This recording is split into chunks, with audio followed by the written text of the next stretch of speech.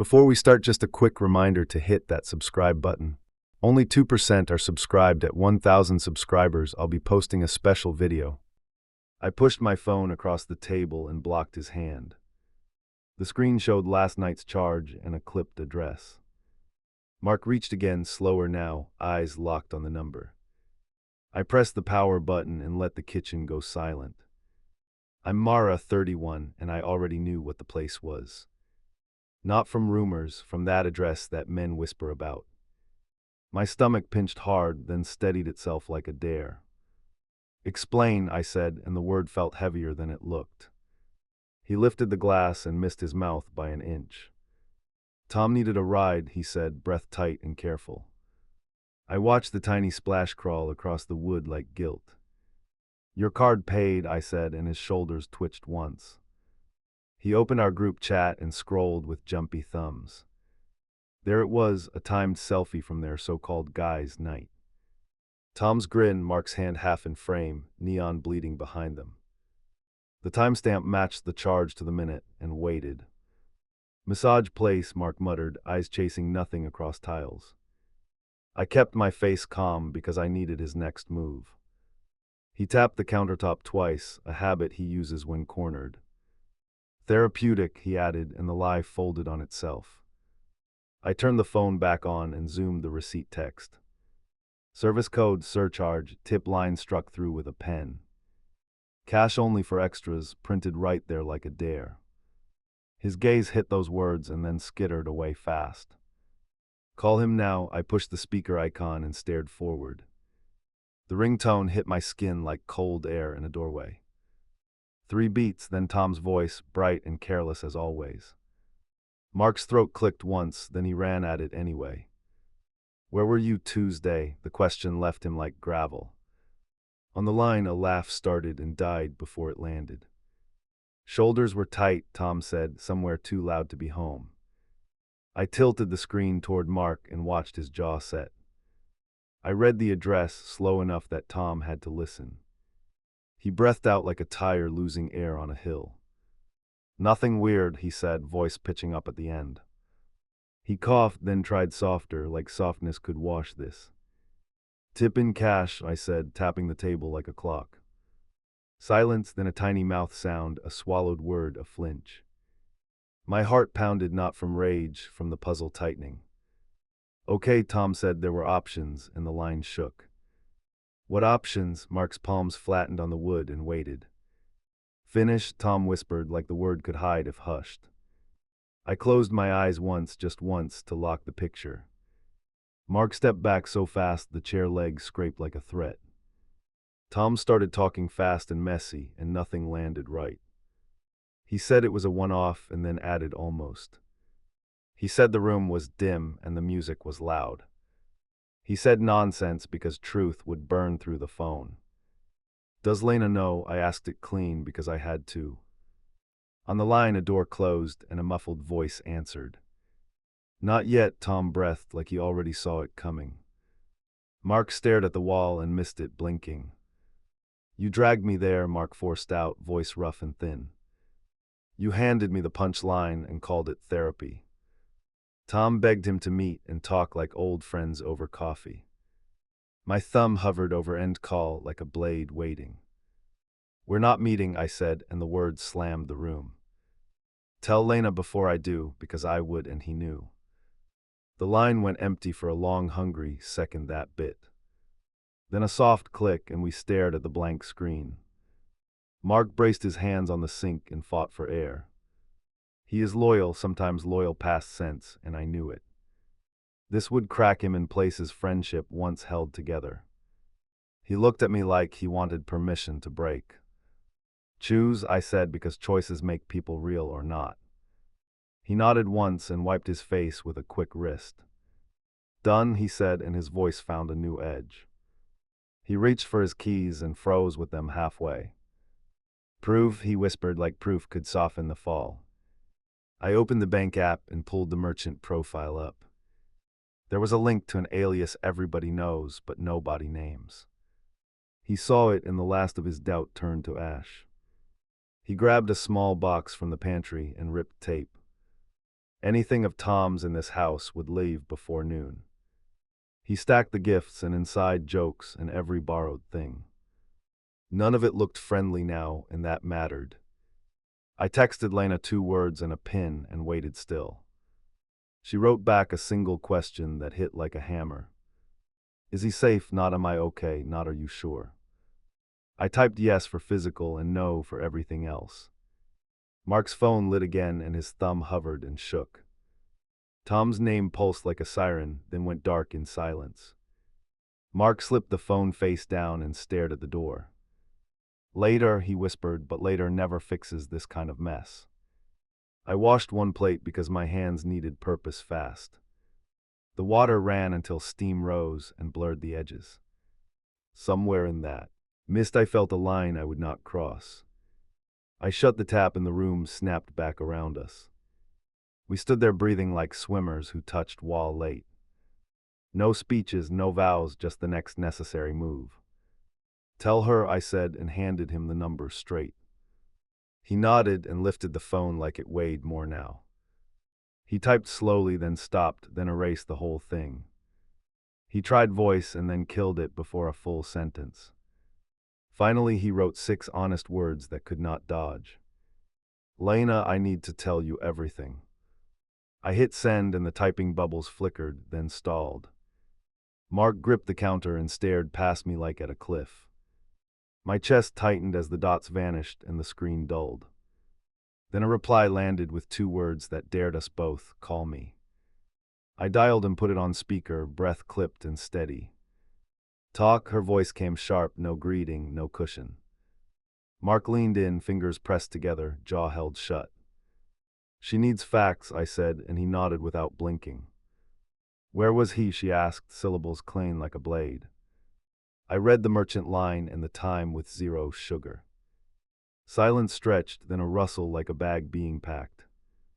Meet me in 20, she said, and the call ended hard. Mark pulled his keys, then paused with a twitch in his wrist. Are we sure, he asked, eyes searching for a softer door.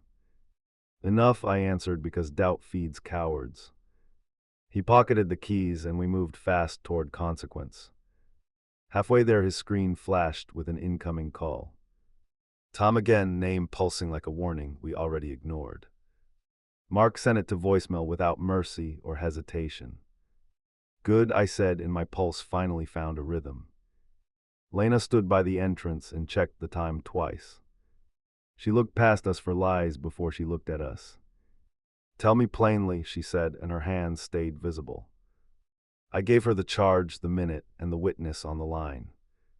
Was he alone, she asked, eyes on Mark like a test.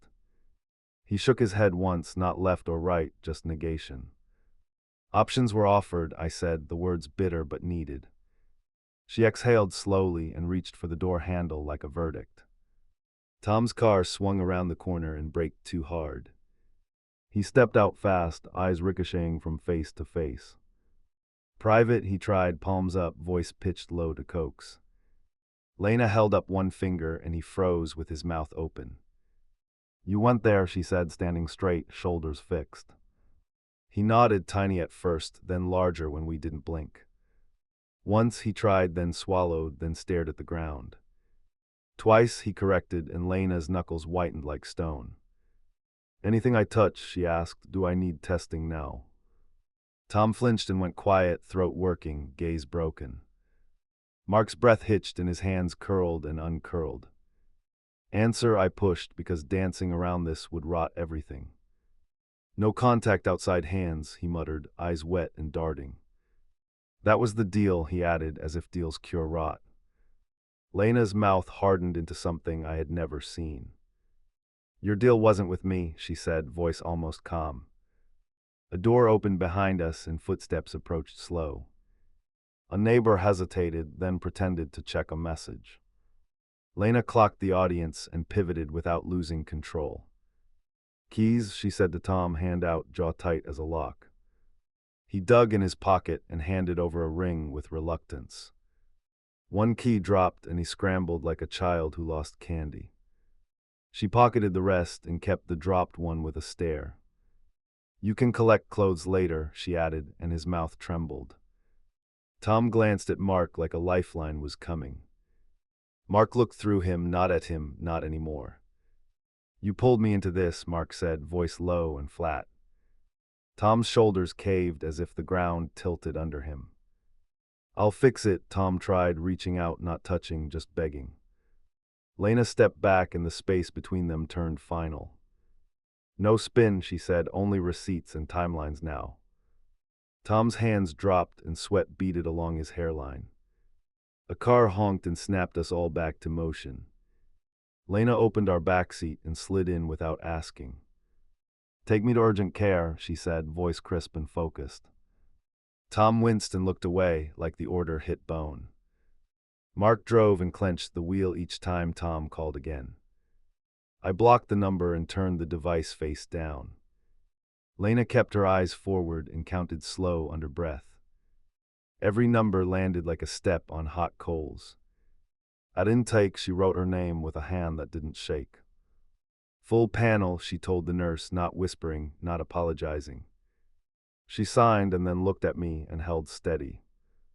We do this now, she said, and I felt the ground harden. We waited on a metal bench and ignored the small talk.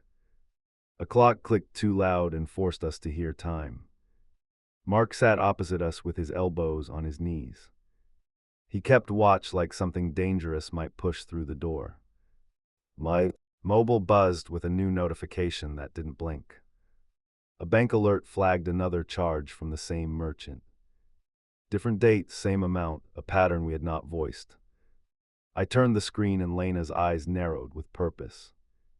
Forward that to me, she said, calm like steel held flat. I sent it and watched the message tick over to delivered. She filed it in a new thread named for legal action. I saw her shoulders lower, not from peace, from a plan. A nurse called her name and she rose without looking back. Tom's ring rested in her pocket like an anchor we all felt. Mark rubbed his temple once and stared at the floor tiles. We're past rescue, he whispered, and the hallway swallowed it. He looked up and met my eyes with a kind of clarity. I thought loyalty meant covering, he said, slow and raw. It means drawing lines before you drown, I answered. He nodded and finally breathed like air could be trusted. Lena returned with a stack of papers and a wristband. Results later, she said, calls start now. She dialed a number and asked for an appointment with counsel. She named the time and listened, then closed her eyes a moment. Home, she said, and we moved again without debate. Outside, the sun felt harsher than any lecture could offer. In the car, she texted 2 confidants and muted the threads. Her phone lit with replies and she didn't open a single one. At the curb near her place, we saw Tom waiting and rigid. He lifted a duffel and tried a smile that died instantly. Lena stepped out and held up the papers like a badge. You'll hear from me through representation, she said, and walked past him. Tom reached for Mark like history could outweigh damage. Mark kept his arms at his sides and didn't blink. Don't call again, he said, each word placed like a brick. Tom's face crumpled and the duffel sagged against his ankle. We pulled away and none of us looked back at the sidewalk.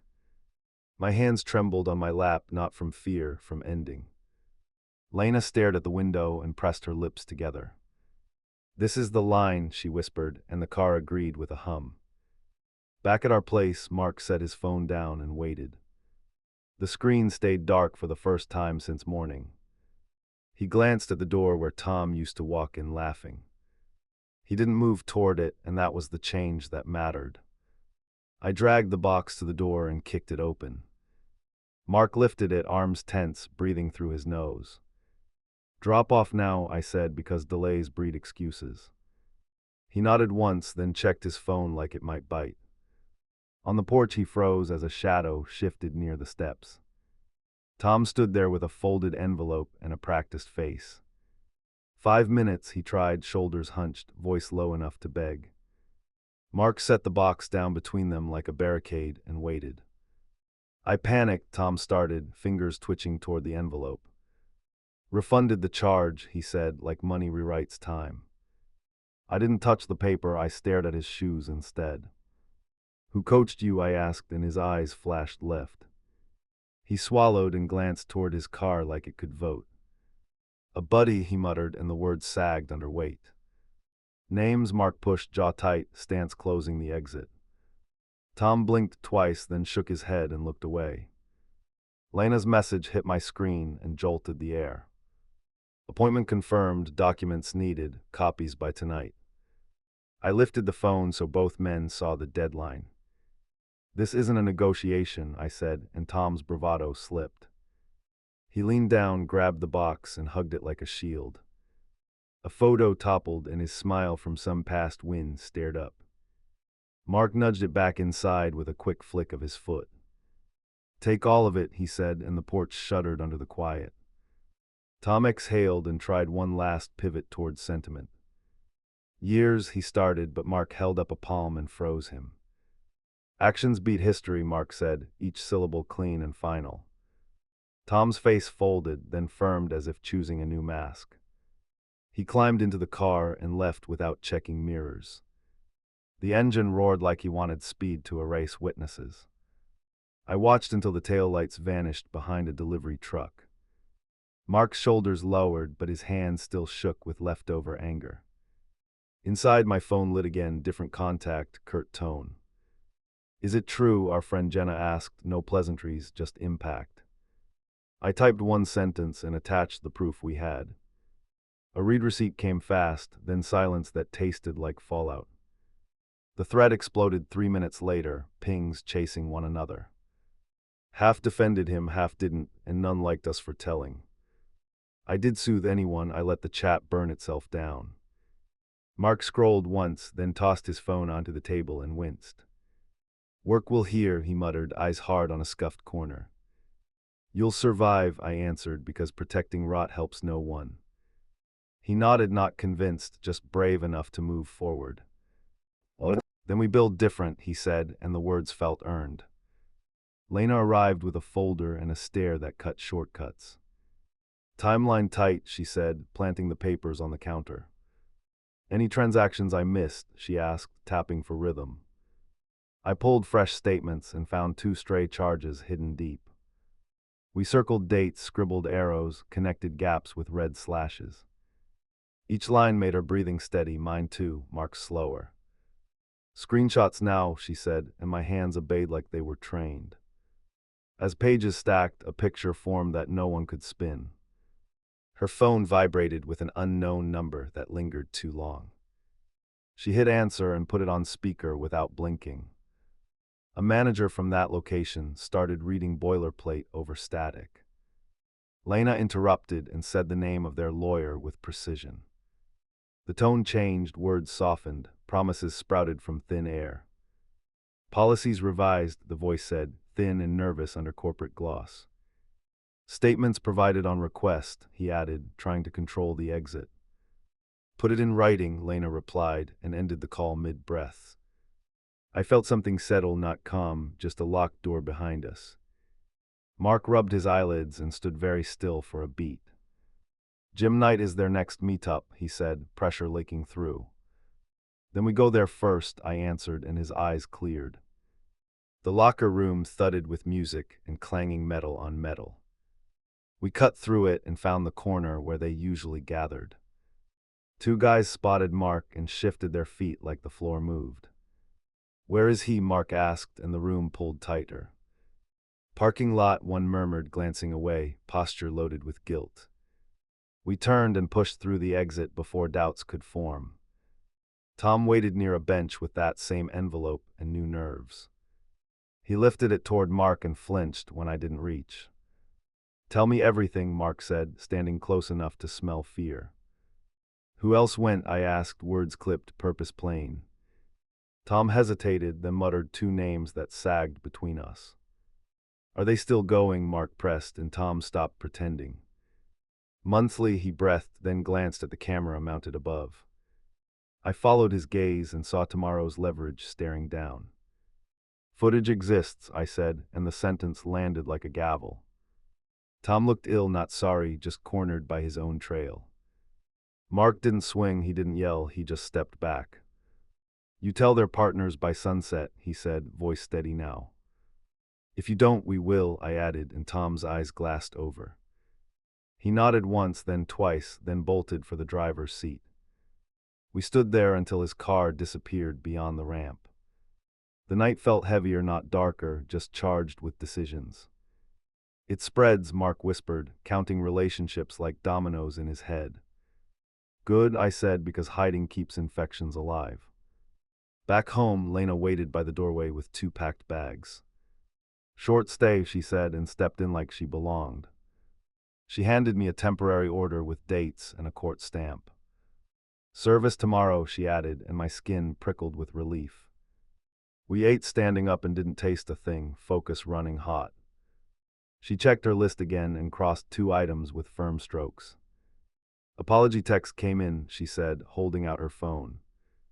One look showed a paragraph that never once admitted harm. Don't answer, I told her, and Mark nodded from the sink. Forward to counsel, she replied, then archived it with 0 fanfare. She breathed out through her nose and rolled her shoulders back. Next step, she asked, daring the night to slow us. Group chat, I said, opening it to a battlefield of takes. I posted 1 screenshot and locked comments to read only. Mark added a single sentence about boundaries and consequences.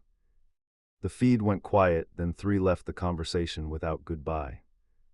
My screen lit with a video from an unknown number. A blurry hallway, a door, a transaction, a handoff in haste. The timestamp matched one of our mystery entries perfectly. I saved it twice and felt my pulse swing from fear to focus. Anonymous source, I murmured, and Lena's eyebrows rose in surprise. Useful, she said, already filing it where it would matter. Mark stared at the video and swallowed hard like truth scraped. Tomorrow this goes to the right desk, he said, and didn't blink. He turned to me and reached for my hand without theater. I need you to check me when I drift, he whispered. Done, I answered, and the promise rang like metal on metal. We stood there until the room felt aligned enough to move. Lena zipped her bag and looked toward the spare room door. Wake me if anything shifts, she said, eyes still on work. Rest, I told her, though the word tasted unfamiliar tonight. She nodded but left her phone on loud with intention. I locked the deadbolt and checked the chain twice out of habit.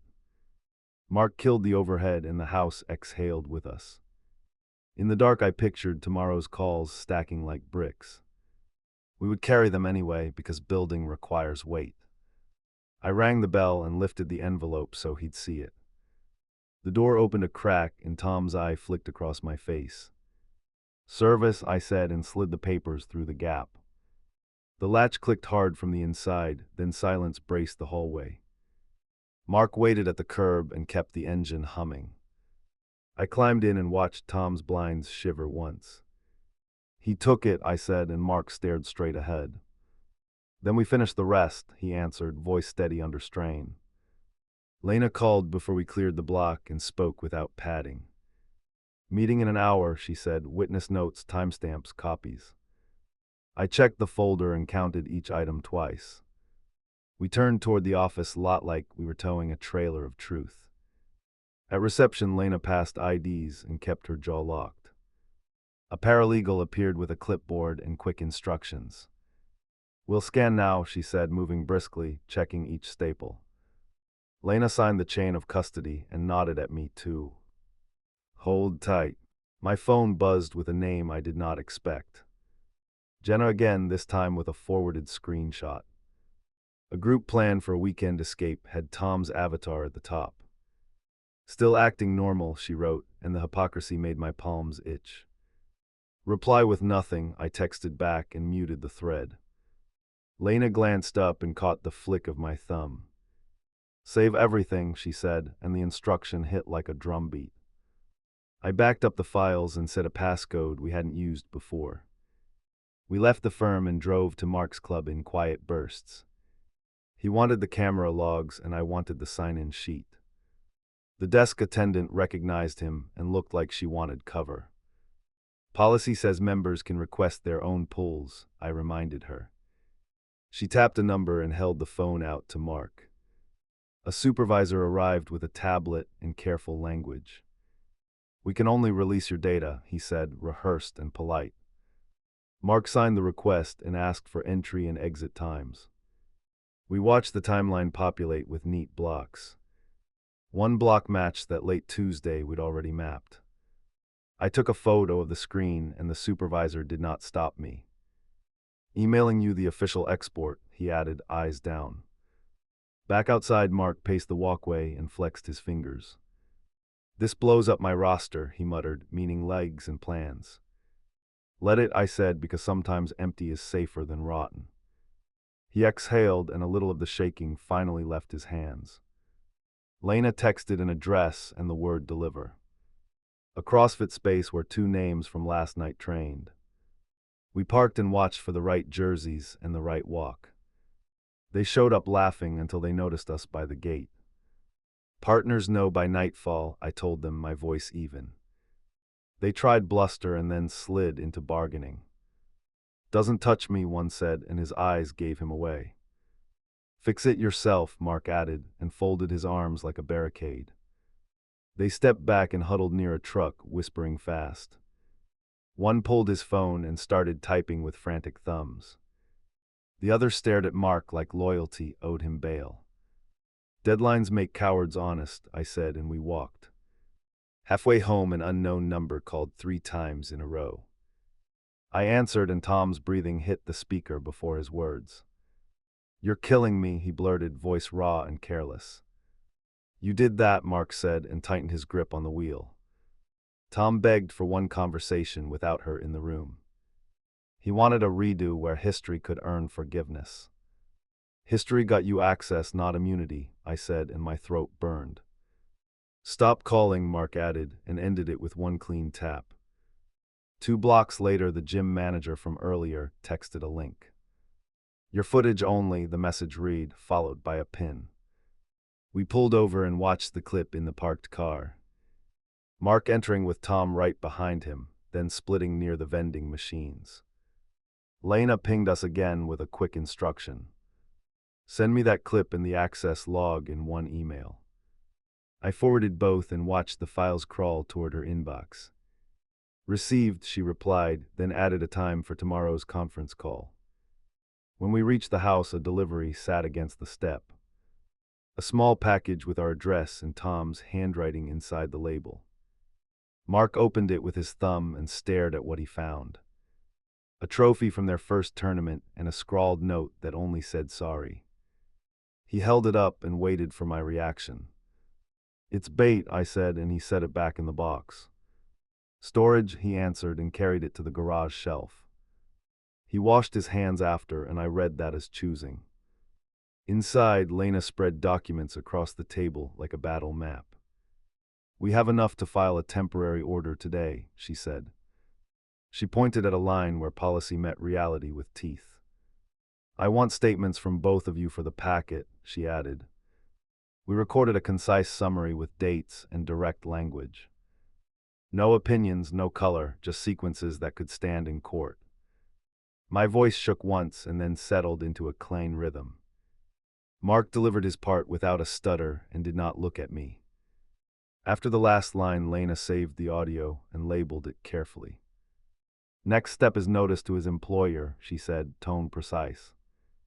"Not to punish, to document conduct that touches liability." Mark blinked slow, then nodded, then reached for my arm. Tom's name flashed again, and I let it go to voicemail. The transcript auto-populated, and I read it out loud. Apologies, excuses, and a promise to get counseling tomorrow. Lena flagged it for evidence and moved it to a new folder. The doorbell rang and my stomach jumped without my permission. Through the peephole, I saw 2 of our friends on the stoop. They looked scared and defiant and tired all at once. We opened the door and let them step into the mess. "Tell us the clean version," one requested, palms open. I handed over the printed timeline and waited for their faces tea. "Oh, shift." Their shoulders dropped as each line pulled weight from denial. "We're out," they said together, and the relief was almost loud. They warned us that Tom planned a last-ditch get-together tonight. A backyard apology tour with beers and speeches and charm. He'll swing for sympathy, one whispered, eyes braced. We won't be there, Mark answered and locked the decision. We watched them leave and locked the door behind them. My pulse eased for the first time since the morning started. Lena gathered the stack and zipped her briefcase shut. Tomorrow morning is paperwork and calls, she said, eyes sharp. Later, while Mark showered, I checked the anonymous inbox again. Another video sat there with no message, just a timestamp. A man in a cap handing cash to a clerk who looked bored. The same address in the corner, the date matching an early charge. I forwarded it to Lena and felt the day's arc solidify. Mark stepped out and reached for my wrist with damp fingers. We keep going until there's nothing left to hide, he murmured. I nodded because momentum is a promise you either keep or lose. I woke to a buzz and a blocked number demanding a meeting. HR wants statements, the voice announced, clipped and official. Today, it added, and my pulse found a drumline again. Send the slot, I replied, already pulling folders into a bag. Lena was already dressed and tying her hair with quick hands. Company call, I told her, and she arched an eyebrow. Good, she said, tapping her watch once for emphasis. Keep it factual, she added, and passed me a printed list. On the drive, Mark gripped the wheel and checked mirrors constantly. If he lies there, I walk them through everything, he said. Do it, I answered, because hedging encourages games. He nodded, jaw set, ready to burn the script. The conference room door clicked and a team filed in briskly. A compliance rep opened a laptop and started a recorder. State your role, she asked, without warmth or apology. I did, then gave dates with precision and no commentary. They asked about money flows and who handled the rides. I pointed to the ledger and the footage timestamps. Each item landed like a nail into fresh wood. Any threats, the rep asked, and I kept breathing steady. Unwanted messages, I answered, and produced the voicemail transcript. Her assistant highlighted lines while not looking up once. Forward originals after this meeting, the rep instructed. Lena emailed them before we left the building. We stepped out and ran into Tom in the lobby. He looked smaller and older and somehow louder. 2 minutes, he begged, palms open, voice shredding. Mark moved between us and shook his head once. Tom tried a last card and named a charity pledge. He threw out counseling and promises and future restraint. Lena approached and held up the notice like a shield.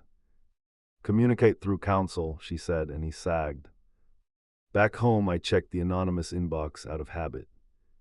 A new clip waited, this time with typed captions. It showed a hallway door, Tom entering, Tom leaving fast. The caption reads, same room, different night, same clerk. I sent it to Lena and to the rep from earlier. She responded with a short line that felt like steel. Received and preserved, her email read, then nothing more. I took that as momentum, not comfort or closure. A text from Jenna flashed with a list of initials. More men, more weekends, a pattern too tidy to ignore.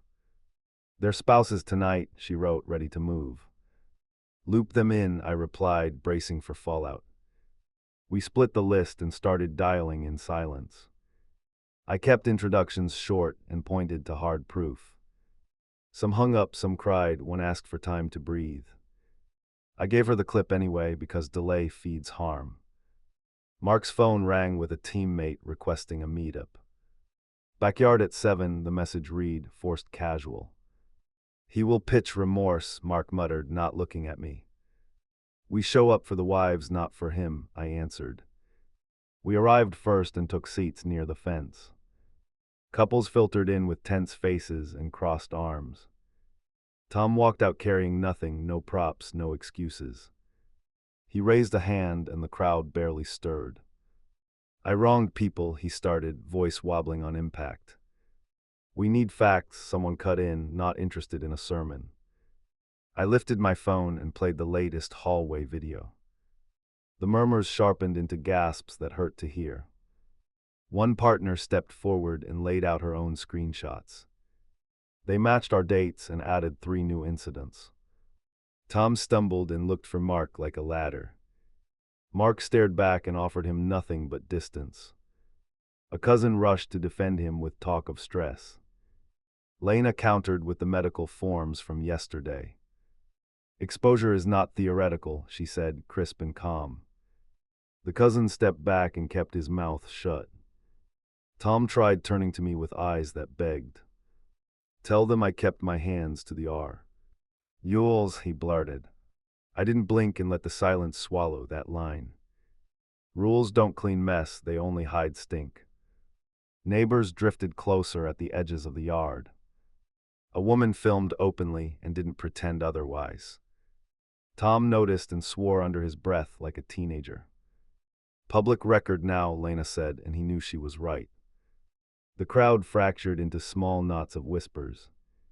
I moved between them and answered with evidence only. One man shook, then thanked me without looking up. Another stared at his shoes and called a locksmith.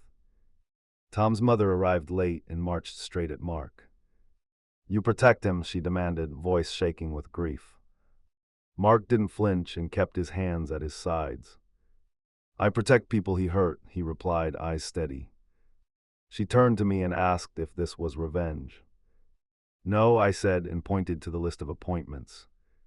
This is containment, I added, and my throat tightened.